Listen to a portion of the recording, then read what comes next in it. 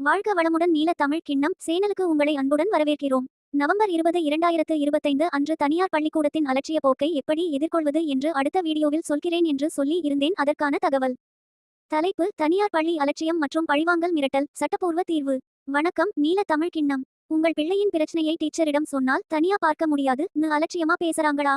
புகார் கொடுத்தால் குழந்தையை பள்ளியை விட்டே அனுப்பிடுவார்களோன்னு பயமா இருக்கா?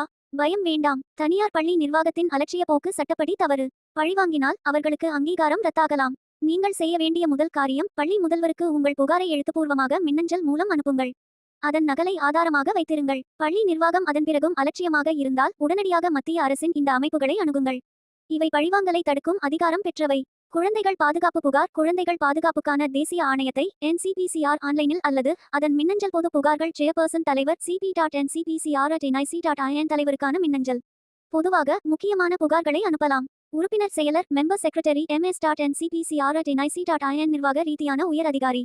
ரேகிங் இதர அவசர உதவி எண் 1800 1805522 மூலமாக தொடர்பு கொள்ளலாம். பொதுவான உதவி எண் சைல்ட் ஹெல்ப்லைன். எந்தவொரு குழந்தை பாதுகாப்பு பிரச்சினைக்கும் 1098. கல்லூரிகள் உயர்கல்வி புகார்கள் UGC. அட்டணமில்லா எண் 1800111656. மின்னஞ்சல் இடைக்கோடு சமாதான்@ugc.gov.in. சட்டத்தின் பாதுகாப்பில் உங்கள் பிள்ளையின் உரிமையை மீட்டெடுங்கள். உங்கள் எதிர்ப்பை உரக்க பதிவு செய்யுங்கள். நன்றி. வாழ்க வளமுடன் நீல தமிழ்கிண்ணம்.